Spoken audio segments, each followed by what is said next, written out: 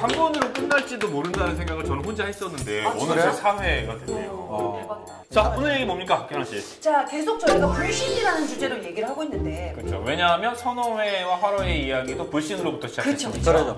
값싸게 화로회를 먹을 수 있는 방법도 있지 않을까요? 있어요. 있어요? 우리가 화로회만 포기하면 돼.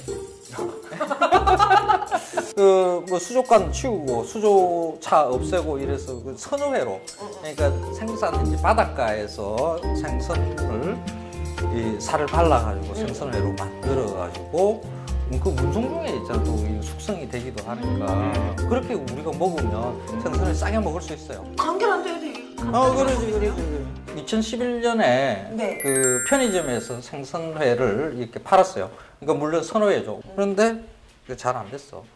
그게. 왜요? 가격도 싸게 팔았는데 그때 뭐 광어, 연어 이래가지고. 그건 괜찮죠. 제가 그래서 싸게 사진을 또 팔았어요. 좀 가져왔어요. 그 당시에 이제 팔았던, 여기 보시면 이렇게 나와 있습니다.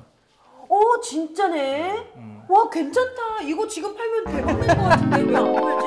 싱싱회라는 이름으로 네. 광어, 연어, 그리고 홍어까지 오, 팔고 있었어요. 아이디어 좋은데? 그 제가 동네 편의점 갔더니 이제 없더라고요. 네. 그래서 이 파는다는 정보를 듣고 네. 그래서 또 전화를 또 한번 해봤죠. 전화 전문이신가요? 할 일이 없었어. 네, 블루베리 전문이어서. 그래서 내가 당신네 편의점에 회를 판다고 하는데 회가 있느냐 그랬더니 그 전화를 받으시면 되게 당황해요. 모르는 것 같아, 회를 파는지를. 자기네가 파는 그러더니 전화를 좀 알아보겠다고 다시 전화를 달라고 해서 좀 있다가 다시 전화를 했더니 작년 11월까지를 팔았대요. 근데 이어 아까 황 선생님도 말씀하셨지만 그 이후에 찾는 사람이 없어서 아이템이 사라진 그런 경우. 결국은 화로를 먹기 위해서 비용한 사회적 비용보다 선어나 이 숙성회를 먹으면 훨씬 더 어민들도 좋고 사람들도 더 맛있는 거 먹을 수 있고 다 좋죠. 유통 과정에서 생기는 여러 문제들도 해결할 수 있어서 정부가 실제로 이 사업에 투자를 하게 됐다는 그러죠, 거죠. 그러죠. 오, 그래요? 그때 한 150억 들여가지고 그 손이 커. 역시 다 100억대야. 그래요. 그래서 주요 거점에 이 바닷가에 있는 뭐 여수, 뭐 통영 이런 지역에다가 이 싱싱의 가공 공장을 만들었죠. 아, 그렇군요. 그래서 그 공장 하나 덜렁 지어주고 난 다음에 니 그냥 알아서 해라 이런 경우가 많거든요. 제가 그래서 한번 알아보니까요. 정부가 공장을 지어주고 그 말을 믿고 투자한 지자체나 민간 사업자가 겨우 물먹은 게 된 거예요. 이후의 과정에 대한 지원이나 아예 손을 대책이 떼니까. 없기 때문에 정부가 공장 지어준 게 부산, 인천, 거제, 칠곡, 여수 5군데. 그리고 근데 그 중에 지금은 4군데는 이미 문을 닫았고요. 그래요? 그리고 한 곳만 적자를 보면서 겨우겨우 운영을 하고 있는 상태예요. 이 사업 전체를 사실은 해양수산부에서 주도해서 했는데 그 우리 또 각하 참 빠지지도 않고 지긋지긋하게 나타나는데 이 각하가 해양수산부를 그때 당시 없애버렸어요. 왜 5년 없었어? 전에. 그걸 통폐합했죠. 그러니까 이 사업 주체가 모호해지면서 이번에 다시 해양수산부가 생기긴 했지만 이 사업은 떠버린 거죠. 그 새 정부가 들었으면 그 전에 했던 사업에 대해서는 그냥 이렇게 뭉개버리는 게 관례화돼 있어요. 자기들이 생색을 못 내니까. 그러지. 자기 했던 사업. 잘 되면 전임 정부가 잘하는 거고. 그치. 아, 난 뭔가 새로운 거 해야 되거든. 그러니까 안 되는 거예요. 나의 업적이 아니고. 그렇죠. 2004년, 2005년에 시작했던 그 사업은 굉장히 바른 사업이에요. 건강을 위한 거, 소비자의 경제적인 이득, 생산자의 경제적인 이득 다 합치되는 심지어 아주 환경 좋은 문제까지. 환경 문제까지 모든 다 걸 되는 거죠. 만족시키는. 그리고 이런 걸 민간에서 움직이지 않으면 정부에서 나서가지고 해주는 거 있잖아요. 이게 바른 일이거든. 그래서 150억인가를 쏜 거고. 그러지. 그게 뭐 정부가 뭐 정권이 바뀌든 뭐든 이런 사업은 지속돼야 되는 게 마땅한 거죠. 거기에 선생님 말씀하신 것처럼 입맛을 바꾸는 건 한두 해 갖고 되는 일이 아니기 때문에. 보통 한 30년은 걸려요. 그런데 이 지금 하루회 문화를 바꾸는 것도 그 정도의 호흡은 가지고 이렇게 해야 된다는 거죠. 화가 나요. 우리 매번 이렇게 정치하는 분들이 보면은 자기의 업적을 어떻게든 사람들에게 과시하는 용이고 정말 그 진심은 국민들을 위한 내용이 다 아닌 거잖아요. 맞아요. 근데 좀 슬픈 건 뭐냐면 그 거제 수협 그 한 군데 적자를 보면서 얘기하는데 제가 이제 얘기를 했더니 왜 이렇게 됐냐 그랬더니 지금 우리가 했던 얘기 그대로예요. 정책이 없다. 자기들은 10년, 20년 바라보고 사업 계획을 세우고 하고 있는데 그걸 지원해주는 정책의 일관성이 없기 때문에 이 사업을 끌어가기가 너무 힘들다. 나도 그렇게 생각해요. 이거는 회침 S의 불신만의 문제가 아닌 것이 이 사회 전체가 있잖아. 못 믿는 거예요. 다 못 믿는 거야. 한 사회가 갖고 있는 도덕적 가치가 무너졌을 때 불신이 생기는 거 아니에요. 그런데 우리나라의 그 가장 중요한 모럴이라고 할 도덕이라고 할 수 있는 정치, 그다음에 사회 현실 이런 것들이 늘 불신의 연속이었기 때문에 그것들이 차곡차곡 쌓이면서 음식뿐만 아니라 사회 전반의 불신으로 확대된 게 아닌가. 이렇게 얘기를 하는 동안에 제가 부지런히 또 밥을 지었습니다. 우와. 그리고 옆에는 매운탕을 지금 끓이고 있어요. 그거 진짜 본인이 끓인 거예요? 그럼 본인이 끓이지 누가 끓여요? 아니 저번에 또 꼭 가마솥을 밖에 걸어야 알겠어? 그래서 오늘 제가 그 만든 음식은 아마 우리 요리쇼에서 첫 번째로 진짜 핸드메이드한 음식이 될 거예요. 이 사람아. 내가 만든 떡볶이는. 레시피 바깥에 적혀있던 거? 파를 이렇게 제가 아까 성성성성 썰어서 멋지게. 그래? 밥을 오늘 잠깐 퍼서 제가 그래도 좀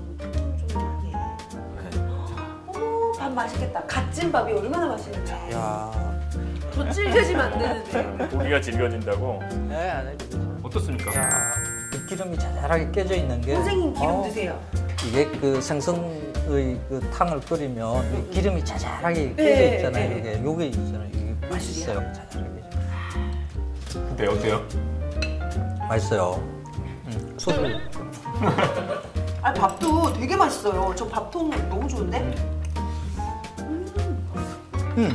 선생님. 괜찮네요. 네. 야, 이거 냄비밥 같아. 선생님 이거 눈알인데 드실래요? 아니, 이건 먹어야지. 그 눈알이 맛있다, 이거. 제대로 눈알이 맛있어요. 아, 눈알이. 자, 한 방송 프로그램에서 화제가 된 분이 한 분 계세요. 그 부탄왕.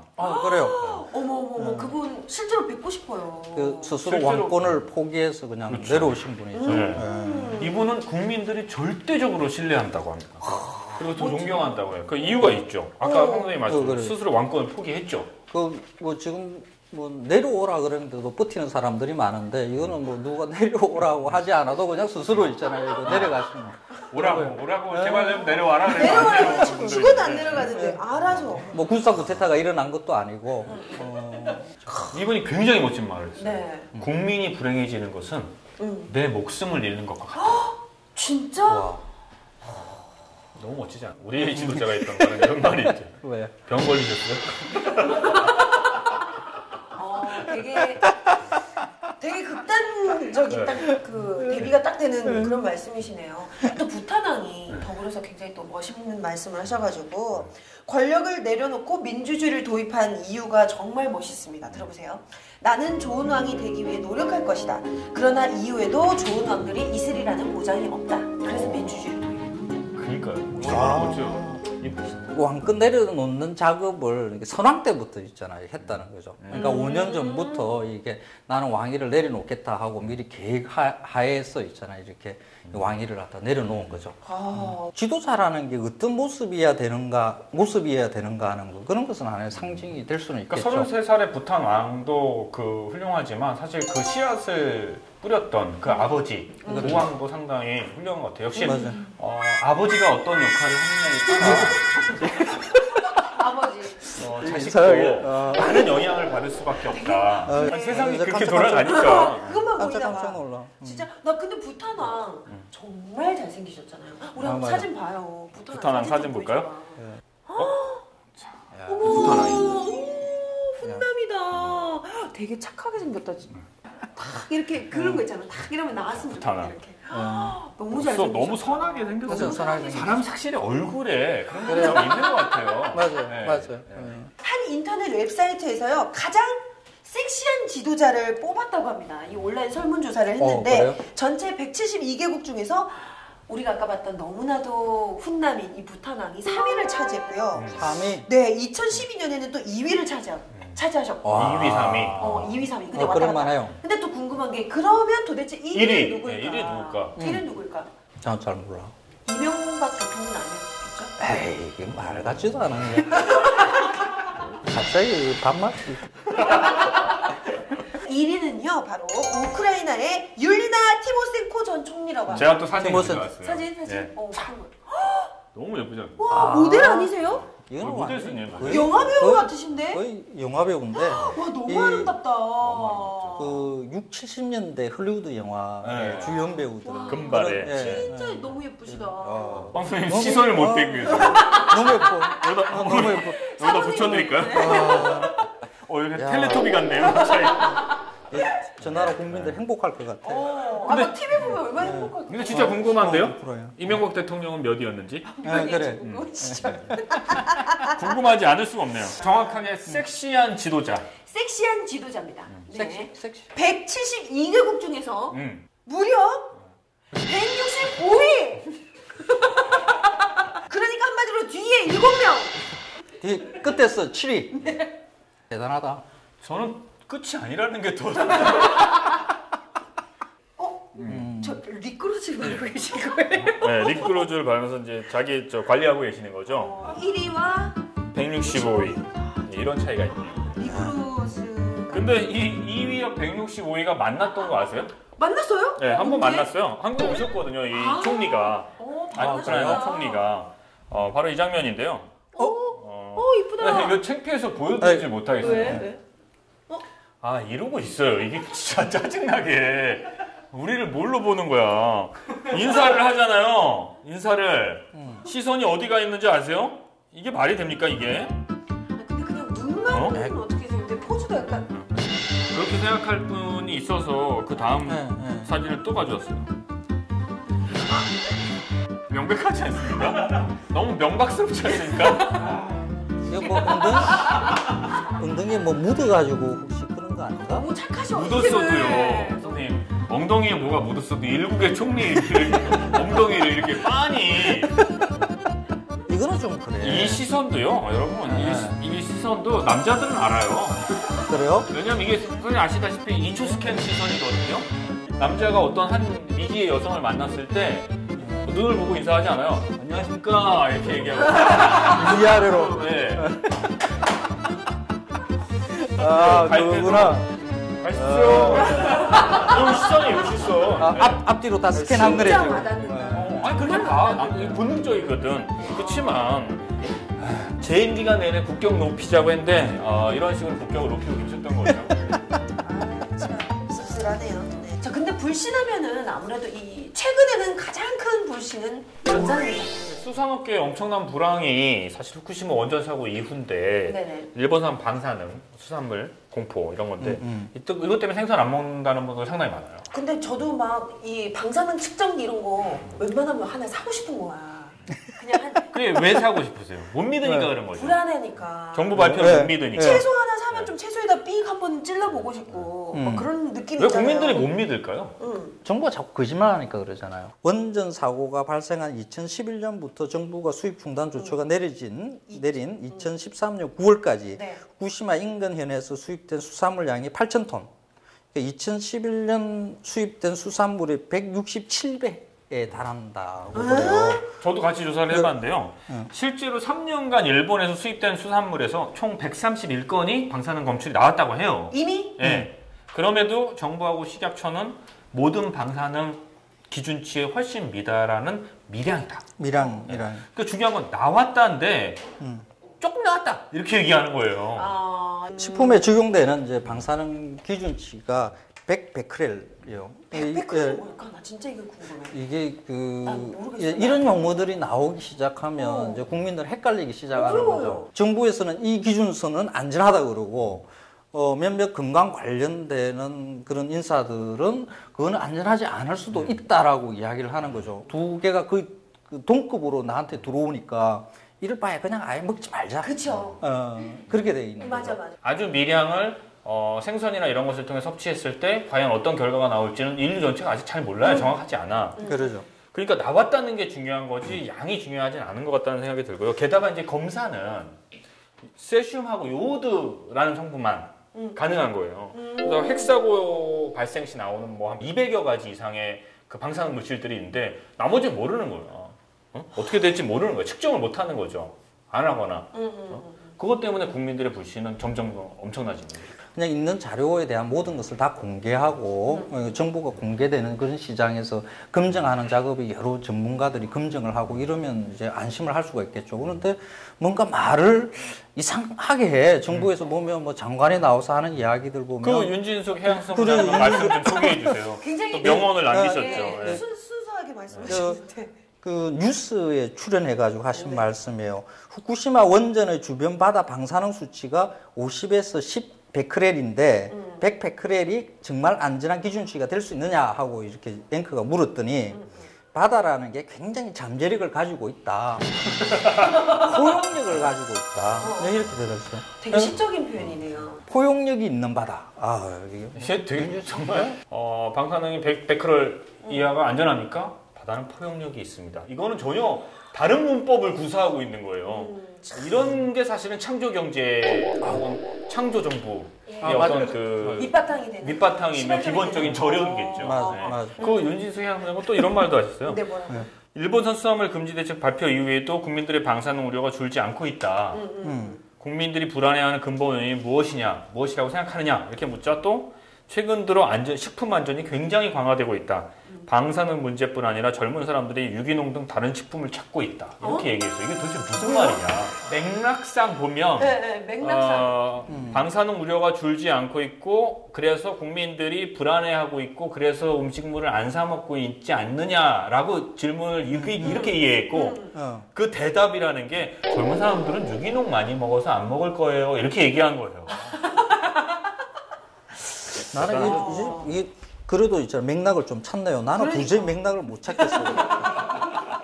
예전에 MB 정부 초기에 그 장관 후보자 한 명이 임야 가지고 있고 이런 거 나왔을 때 왜 이렇게 불법적으로 투기 목적으로 땅을 많이 갖고 있냐 했더니 저는 땅을 사랑해요라고. 맞아, 기억이 나. 저는 자연을 사랑합니다. 이렇게 얘기한 거예요. 야. 창조경. 그래서 제가 얘기하는 거예요. 창조 경제의 뿌리는 MB 때부터예요. 지금이 아니에요. 진짜 장난 아닌데? 과학과 문학, 경제와 과학과 문학, 경제와 뭐 넘나들며. 넘나들며. 자, 근데요, 이 최근에 이 수산물 괴담, 방사능 수산물 괴담이 떠돌면서 수산업 종사자들의 피해가 어마어마했습니다. 정치인들이 나섰죠. 네. 뭐 뒤에 가서 또 얘기하겠지만 정치인들은 안 나서는 게 좋아요, 사실. 근데 꼭 나서요. 맞아요. 9월 11일 새누리당 최고 중진 연석회의에서 김무성 보지 않고도 본 듯이 모든 걸 줄줄줄 외울 수 있는 관심법, 관심법. 자기는 보지 않았지만 책임은 자기가 지겠다는 3차원 합법. 그런 분인데 김무성 새누리당 의원이 아직까지는 의원이 당직자들 모든 약속을 횟집에서 하자. 멋져. 사나이야. 사나이였어. 횟집에서 하자. 그러자 황우여 새누리당 대표가 바로 맞장구 칩니다. 당장 오늘 점심에 노량진 수산시장에 가서 점심을 먹자. 당장 오늘. 그래서 유기준 최고위원. 지금이 오히려 명품 수산물 싼 값에 즐길 수 있는 좋은 기회다. 또 그거를. 이 끝없는 긍정. 자, 이게 바로 모너를 들고 있는 황우여 대표. 굉장히 즐겁게 웃고 계시죠. 그리고 요거는 민주당 전병헌 의원이죠. 꽃게를 들고 있는 전병헌. 절대 사겠다는 포스는 아니에요. 그냥 일단 들었어요? 네. 들은 거예요. 일단 이분들이 이런 행동을 하는 이유는 뭘까요? 하나잖아요. 자, 우리도 이걸 먹습니다. 우리 여당 대표, 야당 뭐 원내대표도 이런 꽃게 그리고 수산물을 먹습니다. 여러분들 안심하고 드십시오. 이러는 거잖아요. 이래서 말이 안 된다는 거예요. 세상에 제일 못 믿을 사람이 누굽니까? 정치인들. 저게 그 정치인의 쇼라는 것을 제일 잘 아는 사람이 언론인들이거든요. 사진 기자이고 이 기사를 같이 따라가서 이렇게 기사를 쓴 기자들일 거라고. 그러면 그게 대해서 이거는 다루지 말아야 되는 게 정상인 그렇죠. 거지. 정상적인 언론이면 한 번쯤 고민해야죠. 그렇지. 네. 이건 뭐 쌩까야 되는 거지. 언론에서 보도를 하니까 정치인들이 재미 붙이고 계속 저 짓을 하는 거지. 일반인들이 우리 같은 국민들이 정치인들이 수산시장에서 꽃게나 문어 들었다고 해서 안심이 되는구나 이러지 않습니다. 우리 그 정도로 이렇게 뜰하지 않아요. 이제 좀 잊지 말아주시면 좋겠어요. 자, 근데요, 또 요즘에는 또 이 불시인이 이 원산지까지도 파고들고 있잖아요. 국내산이라고 해도 정말 국내산이 맞는 건지, 그쵸? 이 원산지 속이는 경우도 너무 많아서 이제 솔직히 말해서 잘 모르겠어요. 맞아요. 네. 수산물 이력제라는 게 있어요. 네. 2005년부터 이게 시행된 건데 본격 시행은 2008년부터인데 그 수산물 이력제가 시행되고 있는 것도 국민이 잘 알지를 못하는데 그 이유가 참가하는 어민들이 거의 없어요. 2012년 기준으로 6.9% 그 정도. 네. 그 수산물의 그 유통되는 수산물의 총량으로 따지면 한 1%도 안 되는 숫자예요. 왜 그렇게 참여율이 낮죠? 수산물 이력제 하면 어쨌든 소비자들로서는 좀 안심할 수 있을 거고 수산업 종사자들도 그런 믿음을 얻어내니까 좋은 거고 그런데 안 하네요. 그게 뭐죠? 이유가? 참여를 하겠다라고 일단 신청을 하게 되는 그 방법 자체가 굉장히 까다로워요. 일단 내가 컨설팅 정도는 받아야만이 이력제에 대해서 나는 이렇게 하겠다 하고 있잖아요. 진행을 할 수가 있어요. 비용도 많이 들어요. 자기가 이제 자부담해야 되는 그런 부분이 한 몇 천만 원씩 돼요. 그러니까 거기에 대한 경제적인 부담이 있죠. 그리고 어민들, 농민도 마찬가지지만 어민들도 이제는 다 나이가 들었어요. 나이 든 분들이 인터넷에 앉아가지고 왜 이력 한다고 그걸 갖다 일일이 있잖아 입력하고 이렇게 진짜 힘든 일이거든요. 어렵네. 그러니까 이게 진행이 안 되는 거라고 봐야 되는 거죠. 정부에서 알아서 그냥 이거 하면 좋으니까 니들이 알아서 해라 이렇게 던져주면은 그게 뭐 당연히 시행이 안 되겠죠. 그러죠. 네. 그러니까 복잡한 생산 이력 추적제 이런 것이 아니라 단순한 무엇의 그런 작업들에 그런 게 있어야 되는 거죠. 그러니까요. 단순히 그냥 꽃게 들고 사진 찍지 말고 우리 좀 실질적인 좀 제도가 필요할 것 같아요. 근데 이 이력제 하는 것들도 돈을 많이 들여요. 보면. 그래 또 매년 한 평균 15억 정도 예산을 투입한다 그래요. 소박하네요. 그래도 뭐 주로 100억 대였는데 정말 좋은 건 또 소박하네요. 네. 내 생각에는 이게 한식세계화 우리 지난번에 이야기했잖아요. 한식세계화 하는데 한국 지금 900억 썼잖아요. 그렇죠. 네. 그런 거 하지 말고 이런 돈 가지고 우리가 안전하게 먹을 수 있는 안심하고 먹을 수 있는 이런 시스템 만들어주는데 이런 데 돈 들어가는 게 더 맞죠. 그러네요. 진짜 돈 아까워 죽겠어요. 그래서 결국은 불신하고 불안은 같은 말인 것 같아요. 뉘앙스도 그렇고 말뜻도 그렇고 불신으로부터 불안이 오고 불안으로부터 불신이 오는 거 아닐까. 우리가 화로회를 좋아했던 이유는 사실 그 회의 맛이라든지 이런 것들보다는 내가 내 눈앞에서 확인할 수 있는 이른바 신뢰감 그런 것들 때문에 화로회를 선호했는데 이 신뢰감은 사실 불신으로부터 나온 거죠. 불신의 시대에 살고 있기 때문에 신뢰가 아쉬운 거죠. 노량진 수산시장에서는 거의 대부분 사람들이 다 가봤을 거예요. 노량진 수산시장만 아니라 다른 수조가 있는 횟집 같은 이런 데 다 가봤어요. 그 앞에서 저게 내 생선이 맞나 얘기하면서 꼬나보면서 그렇게 했던 자기 스스로를 갖다가 한번 되돌아보는 내가 왜 이러고 있는가 그러면 이제 조금씩 바뀔 수가 있을 거예요. 그러니까 탓을 뭐 정부 탓, 상인 탓, 뭐 누구 탓 하잖아요. 그러면 있잖아요. 이거는 불신은 있잖아요. 해결이 안 돼요. 그게. 저도 오늘 딱 진행하면서 느낀 게 좀 약간 부끄러운 생각이 들어요. 왜 못 믿을까? 이게 남 탓이 아니라 어떻게 보면은 정말 뼛속 깊이 나 또한 뭔가 변하지 않고 계속 남 탓만 하면서 불신을 오히려 더 키워갔던 건 아닌가. 좀 약간 마음 편안히 한번 믿고 나도 오히려 더 남한테도 불신을 주지 않도록 믿음을 주는 사람이 돼야 되겠다라는 생각도 들어요. 회 한 접시로 정말 여러 가지 깨달음을 얻네요. 네. 오늘 너희가 회 맛을 아느냐 불신의 회편 함께해 주셔서 감사합니다. 고맙습니다.